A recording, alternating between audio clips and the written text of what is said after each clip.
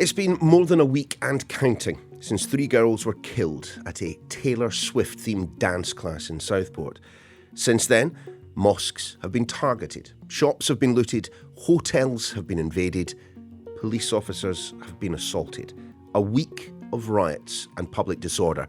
Can the police cope? And who exactly are those bringing this violence to our streets? I'm Niall Paterson. This is the Sky News Daily. A little later, we will have a proper look at the capacity of the police to deal with the scores of protests expected across the country in the next couple of days. But we know that the Prime Minister has called for those arrested to be processed and punished just as soon as possible. That is already starting to happen.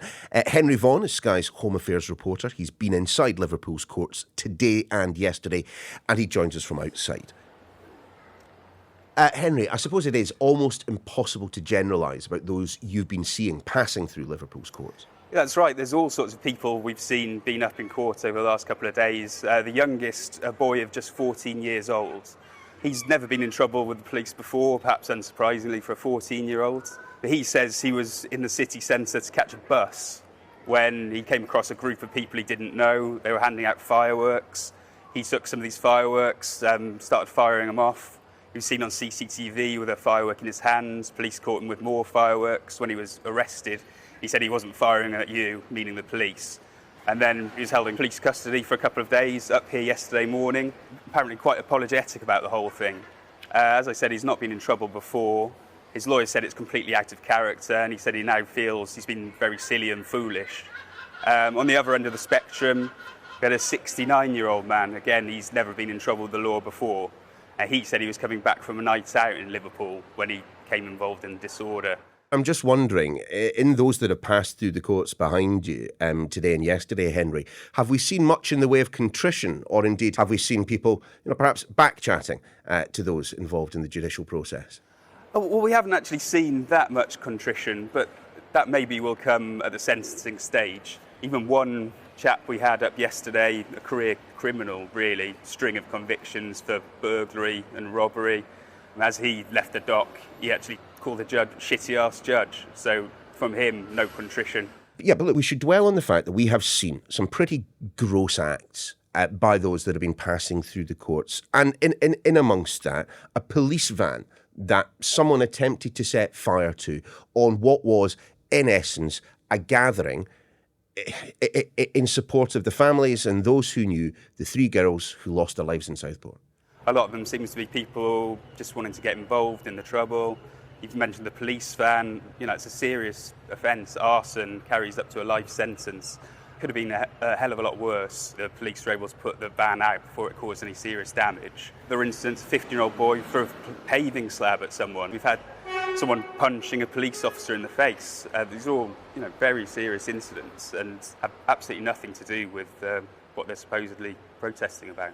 And we should also note that it has not just been men who have been out on these riots. No, it's not just been men. You've seen it in the videos of the riots themselves. One woman, Leanne Hodgson, pleaded guilty to violent disorder yesterday. She's seen on a video that's been put online, pushing a big wheelie bin towards a police line. And again, she claims she wasn't there initially to protest, to cause trouble, but she'd been drinking that day and just got involved after she left the pub. What's been the mood like, both inside and outside the courts, Henry? I mean, you've been sitting in the press box and watching what's been going on. We know that colleagues of ours at Sky News have found it pretty difficult to be out and reporting on these incidents as they've been taking place. I'm just wondering how it has been in the courts and indeed outside it.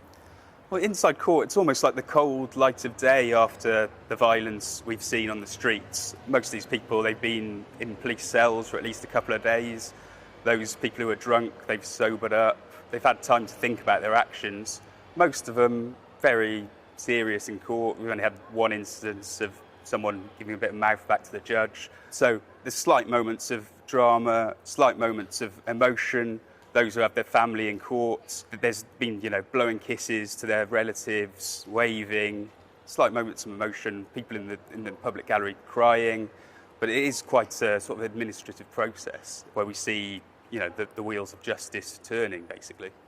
So Keir Starmer says that as things stand, we have the capacity to arrest and process these individuals in the numbers in which the police are picking them up. But from where you are standing, from your perspective, is he right? Do we have the capacity in the court system? Well, from what I've seen over the last couple of days, yes. We had 11 up yesterday, only 2 this morning. Magistrates' courts are more than used to dealing with that kind of volume. Also, one interesting thing, yesterday most people remanded in custody. The sentence date was set for around the end of August, which is pretty standard, a month or 4 weeks after they first appear in court. Today, the judge was setting sentence dates for 12th of August, so they seem to be able to fast-track these cases, and it'll be interesting to see if that's happening elsewhere in the country. Yeah, I mean, what do you read into that, Henry? Is it just that they perhaps found capacity in the system, or, and here's my suggestion, that there has been direction, that the powers that be want to see this process concluded as speedily as possible? Well, I think that's definitely a part of it. The powers that be, the police, prosecutors, the government, want to show people this kind of behaviour is not acceptable.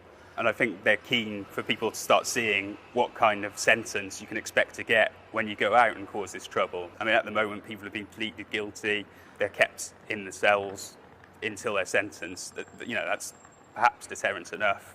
But I think what they really want is for people to start seeing you're going to get X amount of years. I mean, if anything is going to bring an end to some of these protests, some of these riots that we are seeing, surely it will be the threat of 3, 4, 5 years in clink.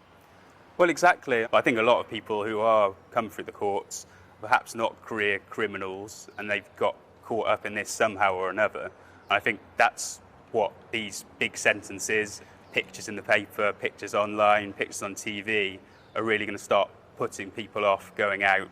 And also, family members are going to stop people going out because they don't want one of their loved ones to ruin their lives. Up next, the police response. Are they coping, and can they continue to do so? Back in a sec.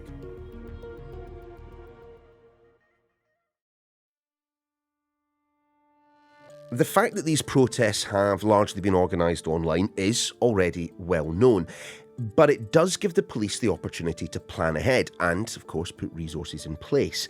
That said, the evidence is that there are many protests planned for the coming days. Our crime correspondent is Martin Brunt. Martin, scores of events incoming in the days ahead. Simply put, I mean, can the police cope with it all? They say they can. And we've all heard over the last few days how, indeed, the Prime Minister has talked about a standing army of riot-trained cops. They expect tomorrow, Wednesday, to be a big day. They know of at least 30 flagged demonstrations.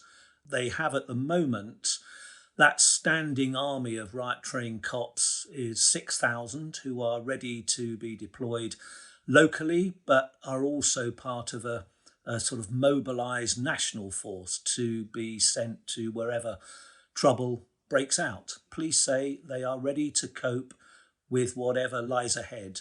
And they do expect 1 or 2 more days of disorder. They think that might be the end of it. I was going to challenge the police contention that they can cope just on the basis of what we have seen for the best part of a week now. And the fact that we had to have the Prime Minister standing in front of the nation talking about a standing army of police officers, saying that the full force of the law would be deployed. If the police can cope, what's the need for a standing army? Well, the standing army isn't new. I mean, it sounds very grand, doesn't it? But these aren't extra police officers. The 43 forces in England and Wales have 18,000 riot-trained cops. The 6,000 that have been mobilised is more than would generally be mobilised when there isn't the prospect of trouble. So they have mobilised about 1/3 of the capacity. Standing army sounds like it's a new setup, but it's not. But it does seem, though, from what you are saying, that the issue is not necessarily with numbers, it's just getting those numbers to the places where they need to be at the right time. Yeah, that's the challenge, because as we keep being told, and I have no reason to doubt this, that a lot of the troublemakers, a lot of the rioters are people from out of town, people visiting those scenes of the rioters.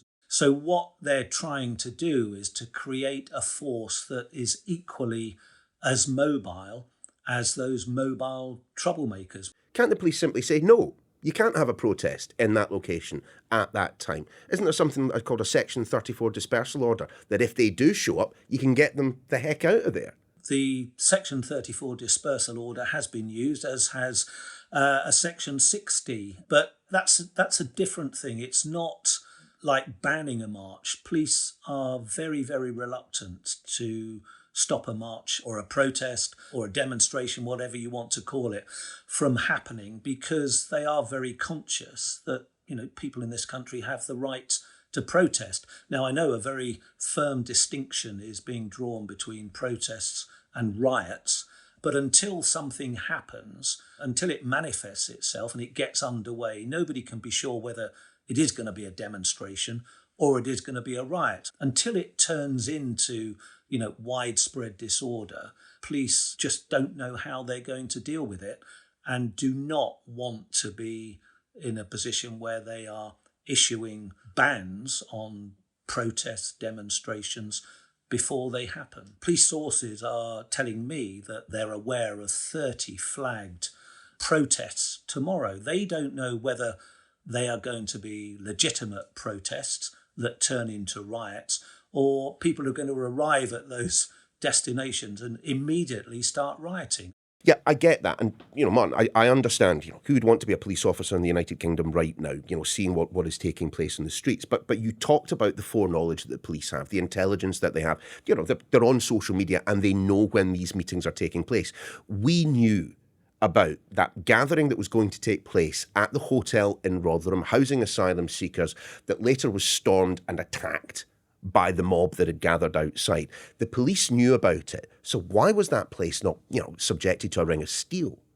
I think it was probably the hotel that was attacked in Tamworth, where there were images, video footage that showed people breaking into the door or a window in very violent circumstances, and a line of police kind of looking around the corner at them.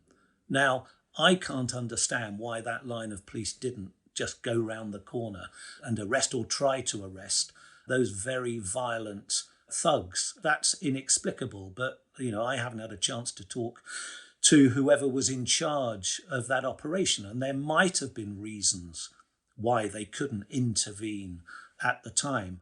They don't always do it straight away for a couple of reasons. A, if you arrest somebody, you take them away, and that ties up the officer making the arrest, maybe several officers. It takes them out of the equation. And also, of course, there's sometimes the danger of exacerbating the situation. Can we talk about a phrase, Martin, that I've heard increasingly over the past 8 days, but I'm not sure that I heard very much before that. And indeed, Tommy Robinson, he is a big proponent of this concept, that of two-tier policing. I mean, first and foremost, is this something that's been on your radar? Well, it's something that he talks about all the time. And the accusation is that the police are being tough on what is known as the far right, and too soft on many of those who are taking part in the pro-Palestine marches that we've seen since October last year. People like Tommy Robinson and his supporters believe that they are being dealt with more harshly by the police. Right now, they are fiercely denying it. At the moment, we've got, white British men saying that they're being overly targeted. And then in the past, it was the black community. Well, not in the past. I mean, they still argue that young black men are being targeted by police. So it's a criticism that's coming from both sides, from both ends, I suppose. That does suggest that it's going to persist. Just to bring us back to where we started, Martin, look, simply put, to deal with these sorts of mass-scale public order issues, we need several things. We need a well-funded, trained and motivated police force. We need a fully functional set of courts, and we need a fully functional set of prisons. I'm just going to suggest that as of this moment, at least in 2 out of 3, and potentially in all 3 of those areas, there are major concerns. I mean, I think the police chiefs, after that first session with the Prime Minister, said that they were fully supportive what he was trying to do to deal with this current crisis, but they did feel that they see this as a springboard to better investment in the police force. Now, prisons and courts is it's a very different issue. In the short term, the message at the moment is that courts can cope if they are having to sit extended hours, then they'll do that. But that's very short-term stuff. And I think you're right. I think in more longer term, there are real issues of funding of police, not just funding though. I mean, one of the problems that police forces face is in the last 2 or 3 years, having more or less got up to the 20,000 extra recruits that they needed, the bigger problem is retaining those officers. A lot of people have signed up to be police officers in the last 2 years only to be disillusioned by the realities of what policing involves. As for prisons, are they going to continue to build them? And courts, are they going to keep that backlog as it is, or are they going to deal with that? How are they going to deal with that? You know, it's all very well to let these rioters where they're charged jump the queue, but as one leading QC was telling us a couple of days ago, what about all those rape victims who've been waiting up to 5 years for the chance to tell their story in the trials that their rapists are facing? These are big issues. As those arrested for their involvement in the past week work their way through the courts, the hope is that the speed with which prosecutions are secured and sentences handed out will have some deterrent effect. But even if that happens, which is by no means assured, it will take time. Time in which tensions will grow. Time is running out before something happens far worse than that which we've already seen. That is your lot for this edition of The Daily. We'll see you again tomorrow.